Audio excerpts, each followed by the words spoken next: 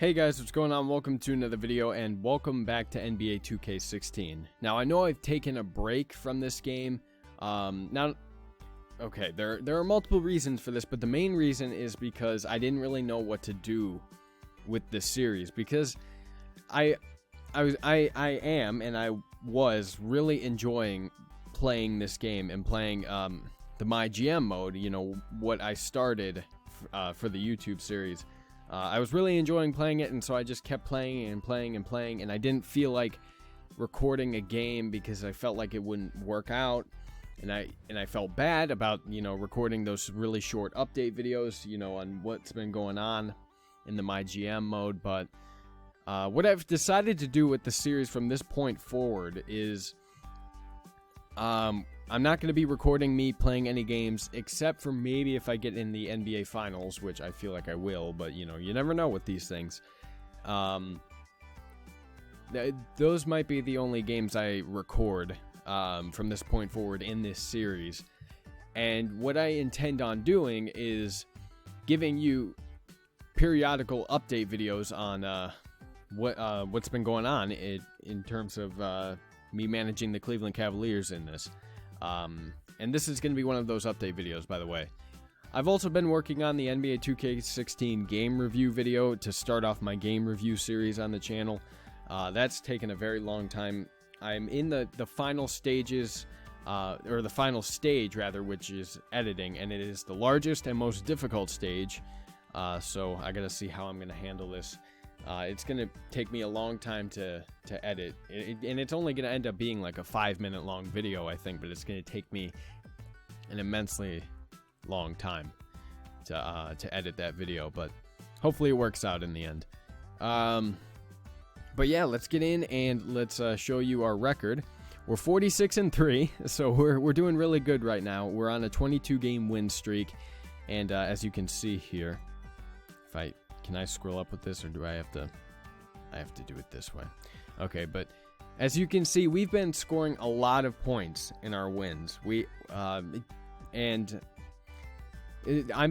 difficulty I'm playing on right now is Superstar. I just moved it up from All-Star to Superstar. There are 5 difficulty levels. Superstar is the 4th hardest one. No, that's not what I mean. Is the 4th one, like the 2nd hardest one. That's what I mean. The hardest one is like veteran or something, which I don't think I'm ready for yet. But that's what I played the Celtics game with that, and the Hornets game with that setting, and it is a bit more. It's a bit more difficult, but I guess I'm just really good at offense. I feel like that's my strong suit is offense. You know, defense I'm okay at, but I'm not great.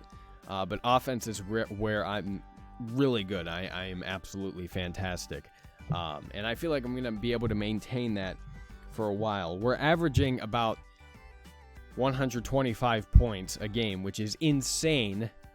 You know, that's something you would probably expect within the first 3 games of the season, not 49 games in. But then again, I have exceeded many expectations.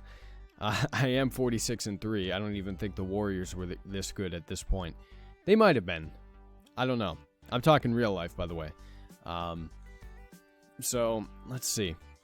Yeah, I'm not going to go through the box scores or anything, because that takes too long, and it's kind of boring to do that, and it requires a lot of editing on my part, because I like to put the real-life scores along with... real-life box scores along with what happened in the MyGM mode, so it requires a lot of editing, and I just don't want to do it. So yeah, that's our record. That's our win streak right now. This is probably going to go away when we play the Bulls. I have a good feeling that they're going to beat us. We beat them last time we played them, but I don't count on us winning. It is a home game, but I have a feeling that we'll lose that game, because they're the second best team in the Eastern Conference. Granted, they only have like 30 wins, I think, 31 wins, something like that. But they are the second best team in the conference, so we do have to watch out for them. As you can see here, I beat the Warriors the second time around. So that's good. Alright, now that I'm done with this, there's a bunch of other stuff I want to look at, so hopefully this video will be a bit longer. I'm going to go to the injury report because we're going to go to the transaction page as well because I made a trade. And it's going to look like a stupid trade, but I'm going to try and explain it to the best of my ability. I'm targeting a guy who is injured right now on here. I'm targeting Birdman. If you guys don't know, in real life, Birdman or Chris Anderson signed with the Cavaliers. And so ever since that happened, I've been targeting him. But he's been injured, and the trade deadline is less than 2 weeks away. So what's probably going to end up happening is that I won't be able to get him.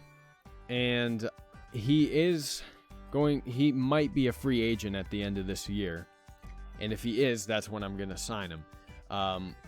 Because I definitely want him on my roster.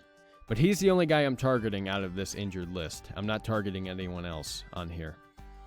Granted, just because I'm not targeting someone doesn't mean I won't pick them up later. All right, let's look at the transaction report here real quick. Okay, so here's the trade I made. I traded away Dellavedova, who actually plays for the Bucks now in real life, and my first round pick for this year to the Bucks for Anthony Brown and a second round pick. Now, on the surface, this looks like a bad trade, and it probably was. I probably shouldn't have traded away my first round pick. I don't know why I actually did. I can't remember my reasoning behind that, but it might have been to get them to agree to the trade, but I don't know. But as you can see, directly after that, I waived Anthony Brown, which means I dropped him. And also down here, by the way, I dropped Dante Jones. But as I was saying, this is all in an attempt to clear cap space. What I was trying to do with this trade was to clear cap space. The problem with this trade, I now realize, is that Dellavedova didn't have like a big contract. His contract was only worth $1.15 million, which I'm looking to clear up enough cap space. I need like $1.5 million worth of cap space, and right now I'm in the negative. I'm like negative $4 million or something. So what I'm trying to do is clear up that cap space so I can sign Ray Allen onto my team, who's in the free agency, and I've done some discussions with him, and he wants a 1-year contract worth $1.49 million. So I've been trying to clear up cap space. This was an attempt to clear up cap space. While it did clear up a little bit of cap space, it didn't clear up that much. And so what I'm gunning to do, and I think I'm going to do it before the trade deadline, is trade Sasha Khan, whose contract, again, isn't worth that much. But I want to, I may end up cutting him, but I don't know. His contract is worth $1.28 million. James Jones, I've thought about cutting him, but his contract isn't even worth $1 million. Richard Jefferson is a no-go. Mo Williams is interesting because I like him as a player and I want to keep him on the team, but he doesn't get any playing time. He hardly ever gets any playing time, even if it's the fourth quarter and we're up by 40 points or something. He hardly gets any playing time, and his contract is worth $2.10 million, which if I use that to advantage and just traded for like a pick or something, that would clear up a little over $2 million in cap space, which I don't know about that, man. You know, it's a tough situation I'm in because I want to sign Ray Allen, and I just can't. You know, it's like I'm in this rough situation.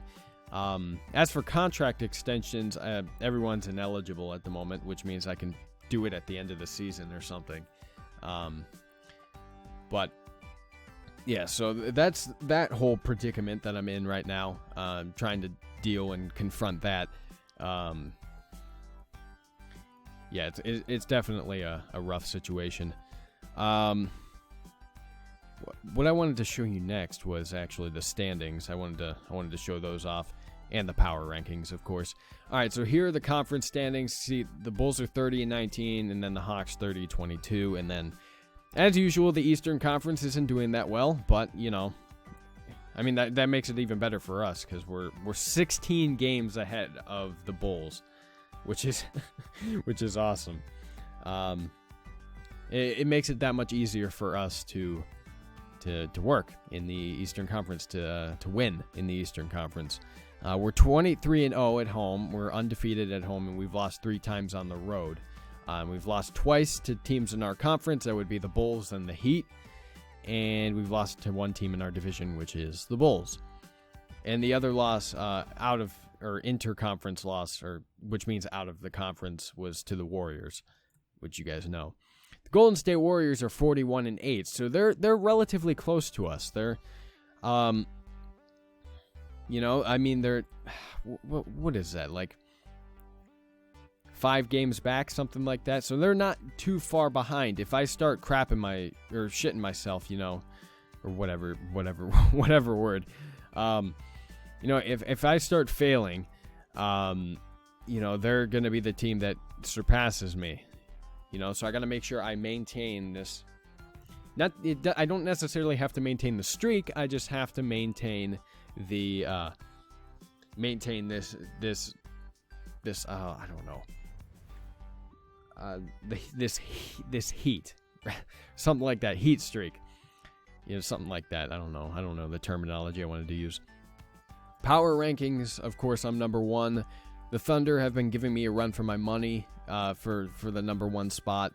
I'm the only Eastern Conference team in the top 5 in the power rankings. The closest Eastern Conference team is the Hornets after that, who don't have a good record, but they have been playing well the past month and the last 2 weeks.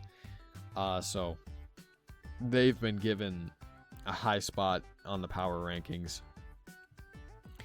As well as the Pelicans. They've been doing, they haven't been doing that well, but for whatever reason, they're up here. I guess they went 2-1 in the last week, so that counts for something. And, yeah. That's also, I wanted to look at, I actually wanted to look at statistics as well. LeBron's averaging 24 points a game. Next one is Kevin Love with 22, basically. What I wanted to look at, though, was free throw percentage. I wanted to see what that average was. Free throws made a game. That's not what I'm looking for. Here we go. All right, so LeBron is 80.5% from the free throw line, which is better than last year, I think. Kevin Love is 77%. Kyrie Irving is 94%. Shumpert's 84%. J.R. Smith 78%. Channing Frye is 100%, but he hardly shoots free throws. Tristan Thompson is about 70%. JaVale McGee is 55%. Devin Harris is 61.5%. Mo Williams is 83.3%. And James Jones and Richard Jefferson are 100%. Sasha Khan has not shot any free throws at all. So we're shooting very well from the free throw line. The last game, the Celtics game, we shot poorly from the free throw line, but it hasn't affected our numbers too much. We're doing good from the free throw line. We're the number 1 team in that regard, as well as being the number 1 team in a lot of other categories as of right now. So we can be proud of ourselves at the moment. We can be very proud of ourselves. The last thing I wanted to look at was the awards and the records tab. I want to look at the MVP race, which consists of LeBron James and Kyrie Irving. Now, Kyrie isn't averaging a lot of points in terms of, everybody else who's running in the running, but he's averaging high assist numbers. And his field goal percentage is sky high too, which it doesn't show on here, but it is. His free throw percentage is sky high. I don't know. I don't really know why he's there, actually. He has been there. He got there very recently. I know that much because he wasn't there the last time I checked this screen, which was like a couple days ago, real time. LeBron James has been here, though. He's been moving up. He was originally like 4th or 5th. but he's moved up to third now. He has a lot of catching up to do. Russell Westbrook and Kevin Durant are both playing extremely well. So, yeah, LeBron definitely has some catching up to do, but I have a feeling that he can pull it off. The problem here is that, like, the reason why there isn't a good chance that one of my guys will win the MVP award is because we play so much team basketball that no one scores a lot. No singular person scores that many points per game in one game. Like, for example, in the Celtics game we just played, the highest any one person scored was 22 points, and that was J.R. Smith and LeBron James. They both scored 22 points. So the points are not necessarily evenly distributed, but they're distributed to the point where no one is, like, putting up points, point totals over 30 or close to 30 even. And that's a problem if someone's trying to win the MVP award, but it's not a problem for someone who's trying to help his team win. Now, Rookie of the Year, we're not in the running for. Sixth Man of the Year, we're not in the running for. Defensive Player, we're not in the running for. Most Improved Player, I figured that maybe Shumpert would be in the running for this, but he's not. Which maybe makes sense. I can't remember his stats from last year. I figured maybe even J.R. Smith would be in here, but I don't know. And yep, those are the only awards in the running. I also wanted to check the season awards, and LeBron James actually got the Eastern Conference Player of the Week award, which I actually thought it was going to go to Kyrie Irving, because this past week Kyrie Irving put on a triple-double. He what else did he do? I don't know, like, he hasn't been putting on a lot of points, but he has been putting on a lot of assists, and he's been rebounding the ball well. So I kind of expected Kyrie Irving's name to be there, but LeBron James's name there is perfectly fine as well. Actually, I wanted to go back in here and look at Player of the Month. Okay, they gave that to Carmelo for January. I didn't see that last time. LeBron won it for December. Rookie of the Month. Okay. All right, guys. Well, this has been that update video in regards to NBA 2K16 that we are going to be doing for the series from this point forward. So if you enjoyed this, let me know down in the comment section below. If you want to see more NBA 2K16, let me know down in the comment section below. Like the video and share with your friends. Let them know that you want to see more of any game series I do here on the channel. Link down to the game is in the description box below. If you want to pick it up, by all means go ahead, but if you don't, that's perfectly fine as well.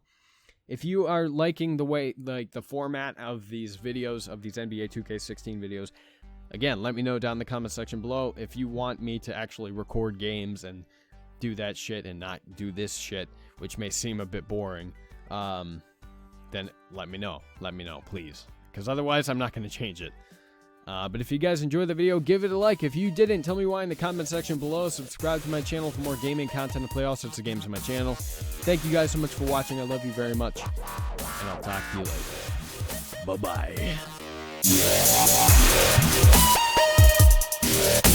Bye-bye.